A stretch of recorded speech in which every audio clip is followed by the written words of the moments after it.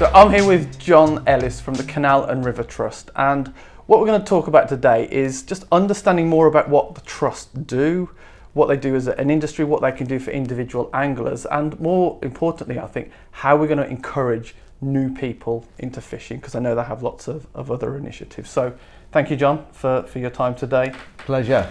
So I suppose a good start is, what do the Canal and River Trust do? Well, first of all, let's put this into context. We're a charity. We became a charity in 2012. Before that, we were a sort of, I guess you could say, a government quango. I don't really like that term. I think we were a bit more than that. But since 2012, we've become a charity. Mm-hmm. These days, we're a health and well-being charity. Okay. Yeah. But obviously, we have lots of responsibilities, from nature conservation through to navigation, through to an interesting one, which we have a duty to provide fishing, and that was actually came into law in 1968, thanks to a Labour Party politician by the name of Barbara Cartland, and I'm sure Barbara Castle even. Mm-hmm. Apologies to that great Labour MP for that. So she recognised the importance of the canal network to the working people, particularly in the north of England. Yep. In that era, and hence it was written into the Transport Act of 1968 that fishing should be something that the trust has a responsibility to. The British Waterways had a responsibility to do, and that, of course, has moved on now to us. And is that what people think you do as well? Like, what do you think is the public perception of what you guys do for fishing in particular? For fishing. Well, that's a very interesting question. I think the general angling public who don't deal with us think that we have a lot more resource, a lot more staff than we actually do. If you compare us to the Environment Agency, mm-hmm. they have a couple of hundred fisheries staff, and the Rivers Trust have about 150. Mm-hmm. We, on the other hand, are a small team of 4. Okay. So, given that, I actually think we do a lot. I'll explain what it is we do. Well, you can split our job up broadly into thirds. The first third would be what I would call something like looking after our fish stocks. Yeah. So, for example, when we're doing engineering works and we have to drain lock chambers or pounds, then without a fish rescue, the fish would die. So we're responsible as a team for making sure that all our fish rescues are done, and there's 100 to 150 of those a year, so that's with 4 people. Yeah, I mean it's undertaken by contractors, but we manage the contract and advise and recommend to our colleagues what needs to be done in each case. Yep. Sometimes you can actually leave water in. Yeah. You might leave water in, say, 2 foot 6 deep for a fortnight, but you wouldn't do it for 4 months. Yeah. So you've got to assess each possible fish rescue. Mm-hmm. The second part of the third of the job is about looking after our fishing rights and the agreements we have with around about 250 different clubs. Mm-hmm. Obviously, they all have legal agreements that they have to adhere to and we have to adhere to. So there's a lot of negotiation. And what is this? Because they rent stretches of the canal from exactly. You? Is that what it is? Yes. Yeah. Yes. About 2/3 of our network is rented to angling clubs. The remaining third is run under something called the Waterway Wanderers Scheme. Mm-hmm. And anglers fishing on the Waterway Wanderers Scheme need an annual permit, which costs 20 quid. Okay. And obviously there's some work involved in that as well. Yeah. A lot of time talking to clubs about fisheries and angling issues on their water, on their particular sections. So when a fishery rents a section of canal, are they 100% responsible for it, for the care, maintenance, fish? Not really. What they're responsible for is looking after the fishing activity. Nobody's expecting them to repair the leaks. Okay. Yeah. So the things that an angling club has to do, for example, they have to provide an adequate service of bailiffs who are obviously checking permits, and they may issue day tickets. They're responsible for running their own matches. Yeah. Looking out for pollution and reporting it to us. They're really act as eyes and ears, and without them, Canal and River Trust would be a lot worse off. Okay. So clubs are a really, really good thing and an important partner. And it's been calculated independently by a company called Substance that if we didn't have the angling clubs, it would cost us about 1.6 million to do what they do for us. So angling clubs are a very, I know there's still good force stretches that these fisheries can hire if people are interested. Yes, about a third of the canal network, which you're looking at, 500 miles or so of waters not currently worth knowing to angling clubs. Yeah. Okay. If you go back in the late 80s, it was pretty much all let. Mm-hmm. So we've seen a decline in canal fishing, probably all sorts of fishing over the past 30 or so And we're going to years. come into that. There was a third part of what your job is. I think you were going to say. Yes, and I would say that's the promotion and development of fisheries and angling. Yeah. For example, just talk about our website. Last year, for the first time, we had 1 million page hits. Great. That compares to 10,000 5 years ago. So we've grown that side of our activity a lot. Social media, on Facebook, we've got 32,000 followers now. You know, it's very interesting. Steve Ringer has got virtually the same number as so we're either as popular or as unpopular as Steve Ringer, depending on your viewpoint. And what have you specifically done to increase that? Do you know? To increase to go from 10,000 to 1 million? In terms of the website, a lot more information. I think, interesting articles, promotion of Let's Fish. Yeah. And our web team, I think, are pretty good at making the content easily findable, because there's so many websites that have probably got a lot of good stuff, but you can never find it. Yeah. And I think our page is pretty good. Yeah. Pretty good for that. I do a weekly blog. Doesn't quite work out once a week. I've been doing it for 3 years and I've done 138 when I think I should have done 156. Yeah. But, that's good enough. It's taking into account holidays. That's probably not. That's probably not bad. And something we started to touch on there is, and something that I'm really interested in is increasing participation in fishing, because you hear so much in the news these days that rod license sales are down. I think it's kind of 10% in the last kind of 12 months of what I hear. Just because rod license sales are down, do you think less people are fishing? Because the reason I say this, anecdotally, when I just look online at the comments, and people are just saying they just don't buy rod licenses. I know this is just anecdotal comment, but are you seeing as many people fishing even though they're not buying licenses? Or what's my take on it all? I think if you went back to when I first got involved in the industry 35 years ago, there's definitely, absolutely a lot less people fishing. Canals specifically? Canals, rivers, our commercial fisheries, all of them. If you look back, when I was growing up in North Shropshire, way back in the, I was going to say 1970s, but I better be truthful and say the 1960s, there was something like 6 fishing clubs in the town of Whitchurch. And there'd have to be 300 people taking part in match fishing. Yeah. And of those, 50 or 60 would be kids of my age. Yeah. And in Whitchurch now, you'd be lucky if there's one club with sort of 20 people taking part in a match. So that side has certainly declined massively. Now, people's buying a rod licence, I don't think the decline is quite as much as 10%.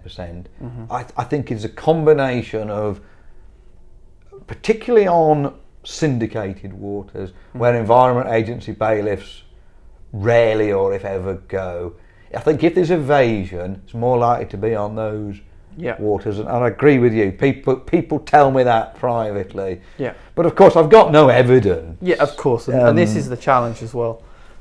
And one of the other things as well is, being from an analytics background and data background, the numbers aren't adding up. So they've recently changed to the rod license, where instead of you can buy three rod license, which is kind of needs to be factored into those numbers. I think the other as well, it's the rolling 12 months license, so it's not 12 months to 12 months. So they release this data of it's down before they've even got to a period when the numbers actually add up. Fair, so it's a bit though, scaremongering. it's well, yes and no.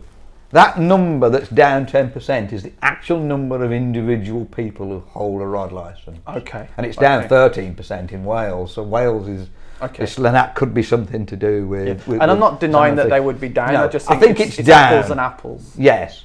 And of course, what has happened with the rolling 12-month one is maybe a lot of people automatically bought one in April every year. Yeah.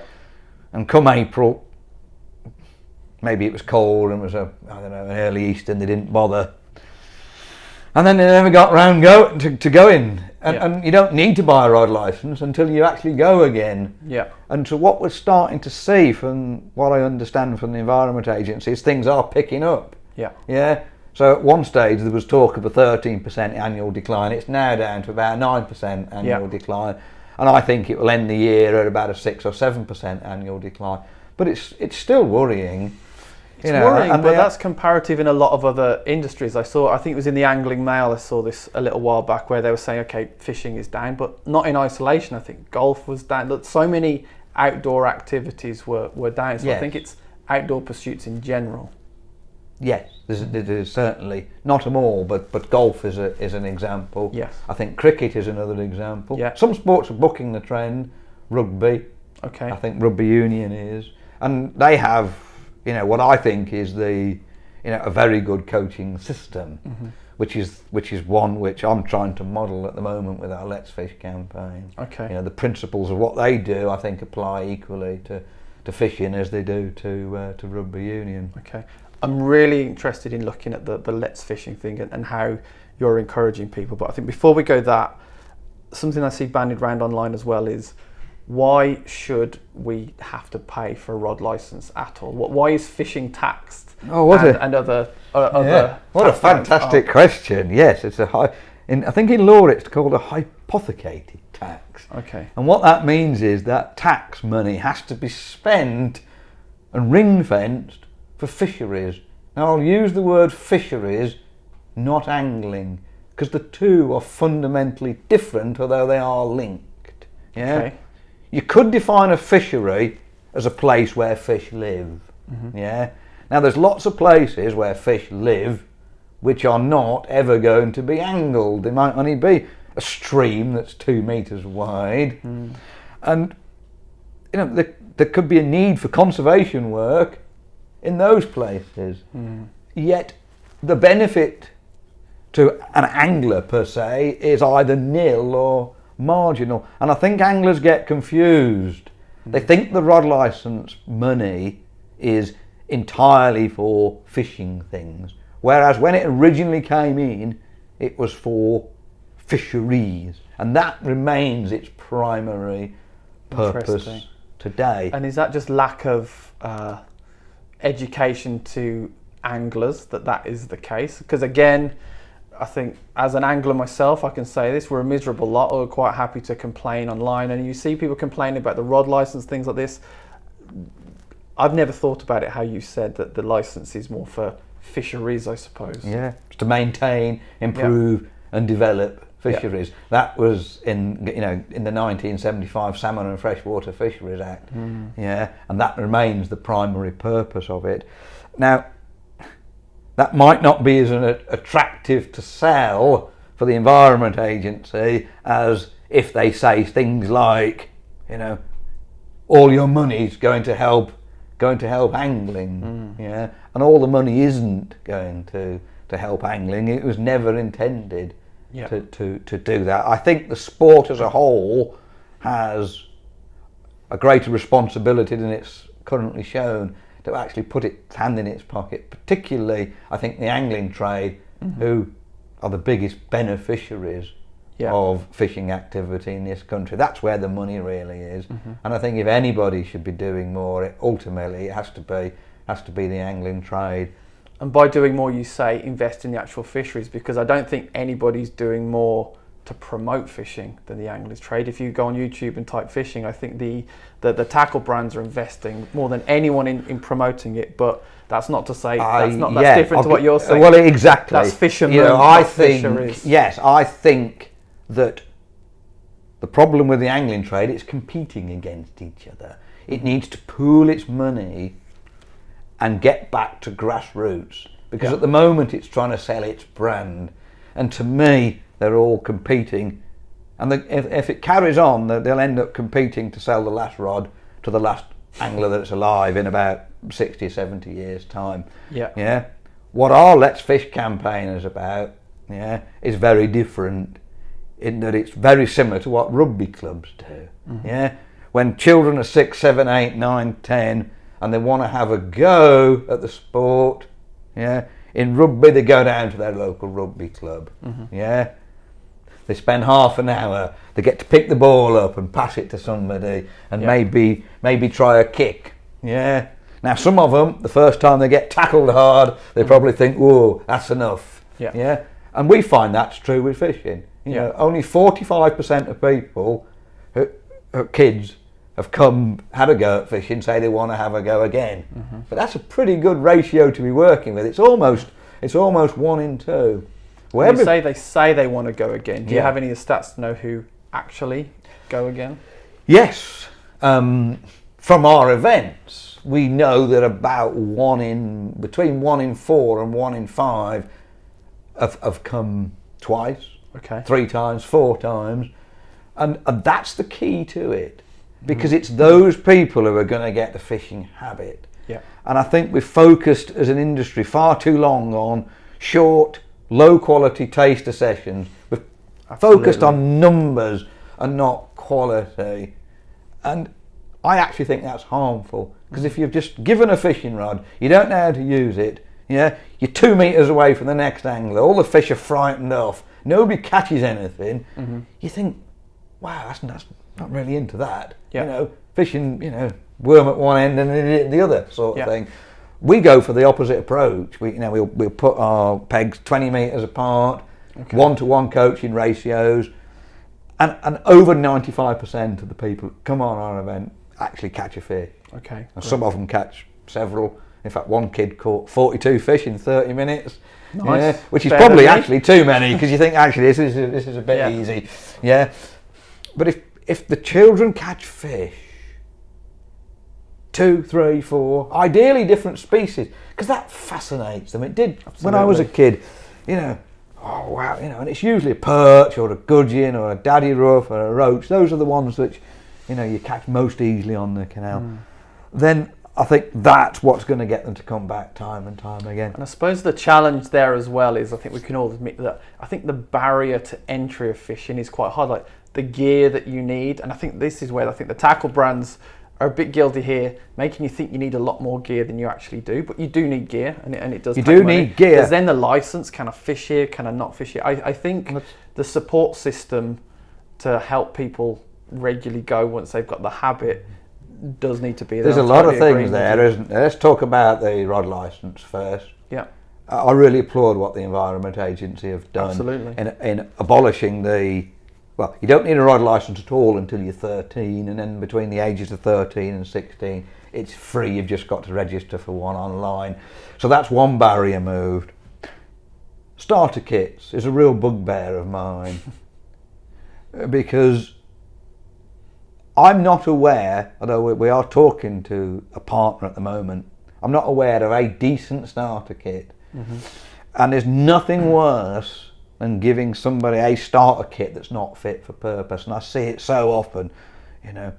It's a whip, it'll have 8-pound line to a size 12 hook, and on the Canal network, unless you catch a suicidal perch, it's just not fit for purpose. And it puts the person off. It's had the opposite effect of what you want. And I think that hopefully, if I'm talking to you in 12 months, there will be either the Angling Trust or the Canal and River Trust or the Trades starter canal kit endorsed by somebody like Simon Mottram, and it'll be fit for purpose, and it wants to be good enough so that Simon Mottram or Alan Scutthorne or anybody could use it and coach with it and catch fish with it. I think that's vital, because in rugby or cricket you wouldn't give somebody a cricket bat to bat with which was not fit for purpose. Absolutely. Or a rugby ball that's not fit for purpose. So I've never understood why the trade would do the same with fishing.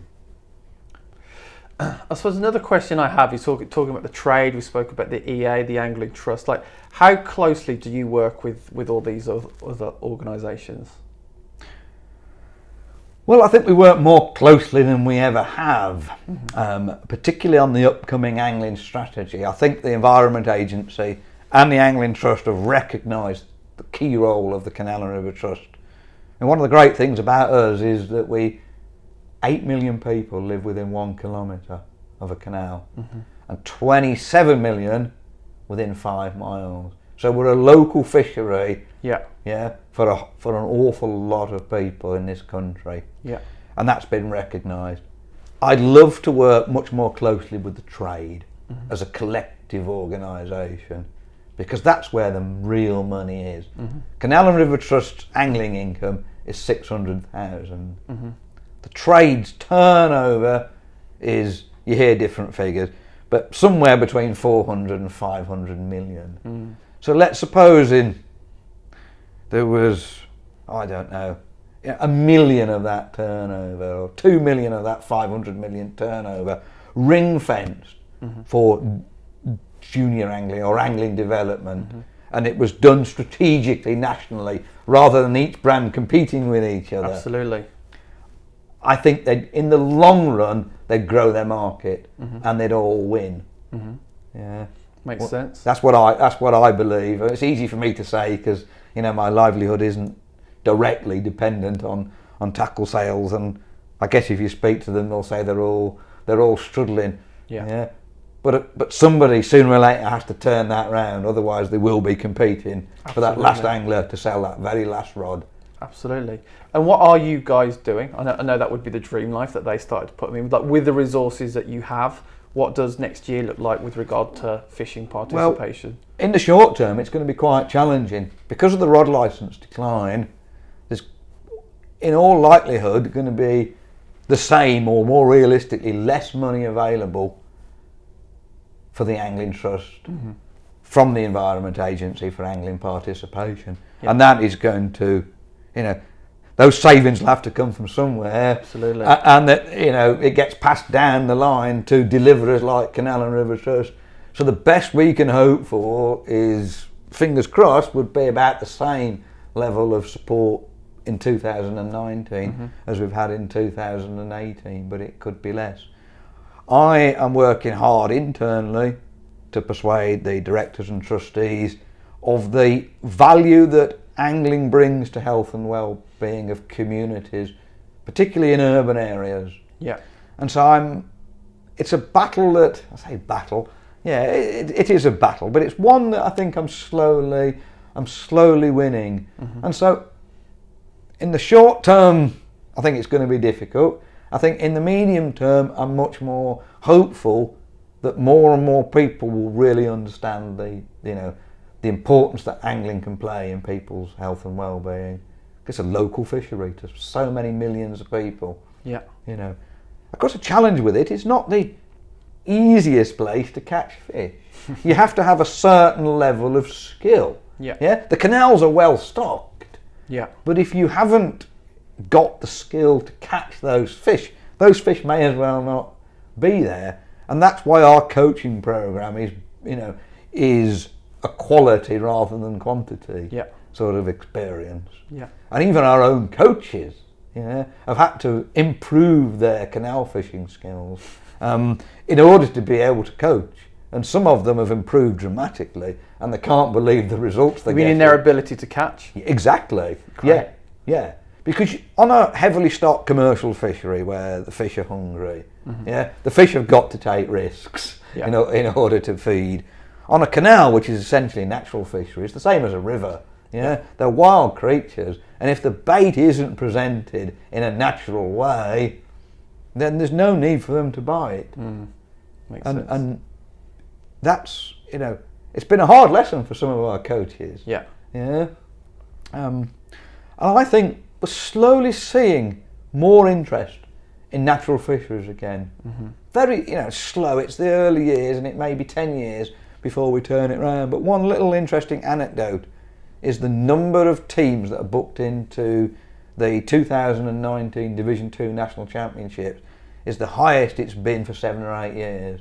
Great. So maybe that's a sort of indication at the Seems match like it's fishing bucking level. the trend. Yeah. Yes, that for the first time in years, a Canal National on the Shropshire Union Canal, people are saying, yeah, we want to be part of that. Yeah. Whereas 10 years ago we were saying, oh, it's on the canal, it'll only be won with £15. And guess what? The average angler will only have £2 14 ounces. Yeah. Yeah. And that'll probably be true. It might be £3 5. Yeah. But for that, they'll have caught 100 fish. Yeah.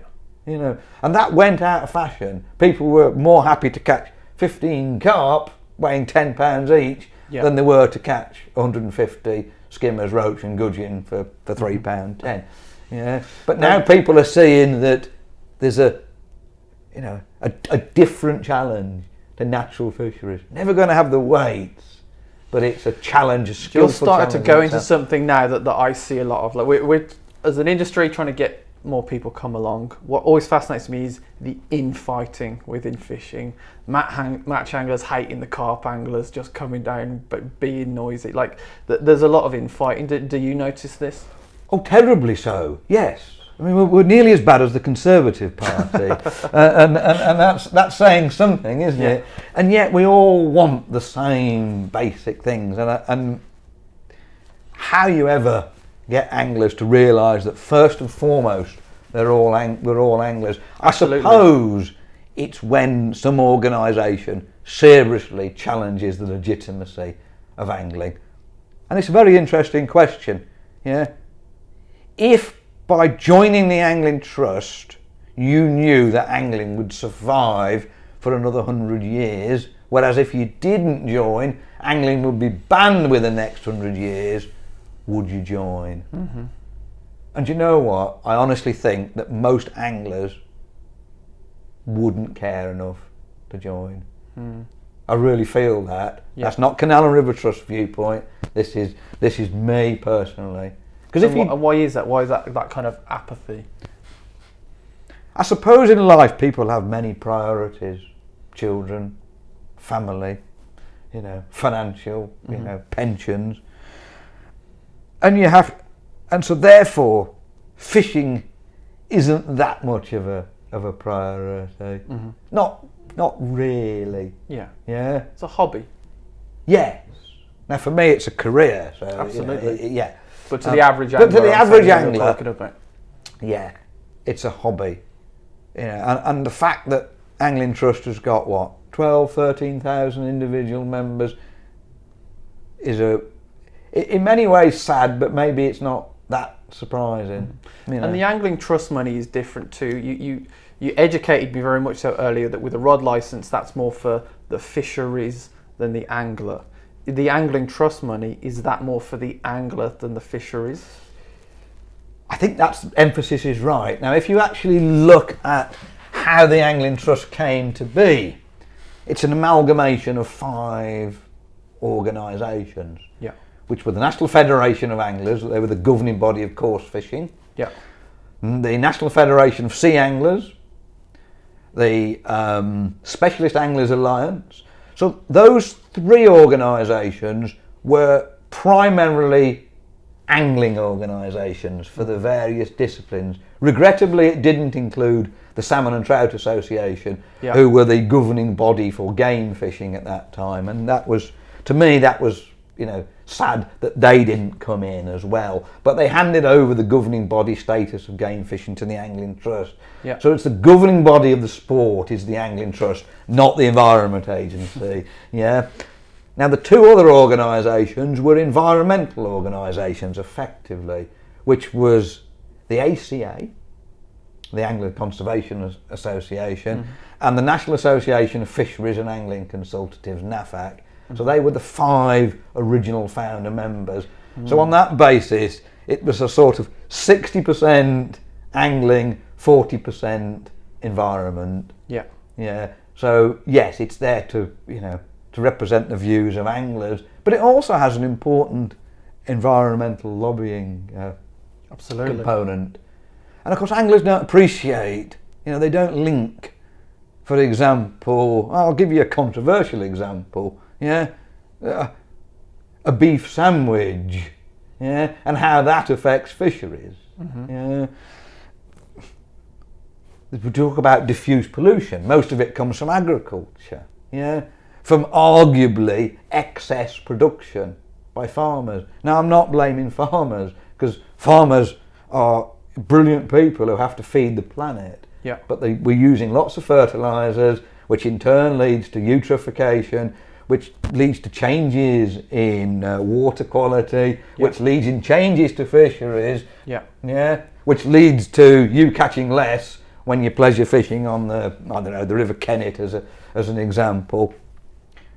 So you tuck into your box and you eat that, you eat that beef sandwich. And it's all part of the same and ecosystem. it's all part of the same ecosystem. But if I put a Facebook post up about farming and diffuse pollution, it'll get 2 shares and 5 likes and a couple of comments. Yeah. But if you put something up a bit more controversial and glib, if I put a picture of an otter or a cormorant up, I'll get, if I said cormorants were wonderful, I'd get 1,000 comments, none of which you'd ever read in the Bible. It wouldn't be supporting the cause, absolutely. No, it wouldn't be supporting the cause. And the Angling Trust, I think, do a tremendous job on issues that anglers don't necessarily care about. Yeah, because it's complex. Yeah, you could say, and many people do say, that they do a much better job on that than they do at looking after the interests of anglers. Yeah, but it's a difficult one. Absolutely. It really is. I think that anglers. Of course, Angling Trust isn't perfect, but I think they do a pretty good job for the resources they have. I think, like the leadership of anything, yes, it's not perfect, and we can all find fault with it, but really, if you want to change it, you certainly shouldn't be changing. You can't change it from the outside. And so people who want to see Angling Trust get even better than it already is have got to get involved with it and start working for it. So, hopefully more people will join in future, because its membership gives it political power, and without political power, it's always going to be in a relatively weak position. If you compare it to the RSPB with over 1 million members, and the Angling Trust with 12 or 13,000 members, who's the government minister going to listen to? The one with 12,000 members or the one with 1 million members? Yeah. And those 15,000 members, they're not necessarily individual anglers, they're fishing clubs mostly? Yes, my understanding is I'm just trying to think back to the last AGM, but let's say there's 12,000 individual anglers and nearly 2,000 clubs. What the Angling Trust obviously needs to do is to grow that individual membership to, 20,000 wouldn't be a bad start, but ultimately to 100,000 plus if possible. Do you know how many clubs and fisheries there are in the UK? Does that number exist anywhere? I've read different estimates. There's about 8,000 different fisheries registered with CFAS to be able to restock their waters. Angling clubs, my personal view, there's about 3,000 angling clubs in the UK. Yeah. So I think Angling Trust are doing very well certainly got more than half the clubs in the country. Absolutely. Are already members, and that's because it offers very good value insurance for one thing. Excellent legal services with Fish Legal, and I would estimate 80% plus of the clubs that rent water from the Canal and River Trust are Angling Trust members. Yeah. Okay, so start kind of bringing this to a close a little bit more now. Look, what are the future challenges you see for the fishing industry, and what can the individual anglers and the industry as a whole do to overcome some of them? I think the biggest challenge is always going to be participation. So, as I've talked about earlier, campaigns like the Let's Fish campaign are absolutely critical. Introducing people to the sport young, well, they're not worried about, a 7 or 8 year old child ain't worried about what's cool, and what his mates might think. When they get to about the age of 14 or 15, it's a far bigger challenge, because their mind is set up on what's good and what's bad at that stage. So it's about introducing people young, not worrying about whether they become anglers instantly, because this is a long game. They might not take up the sport for years or decades, but if they've been introduced to it and they've got a positive impression of it, that's a good start. And I think the only way we're going to do that on the scale we need to do it is to all work together as one collective group. So that's the Environment Agency, Canal and River Trust, Angling Trust, and most particularly the tackle trade. John, I have learnt so much today talking to you. Thank you very much for your time. Pleasure.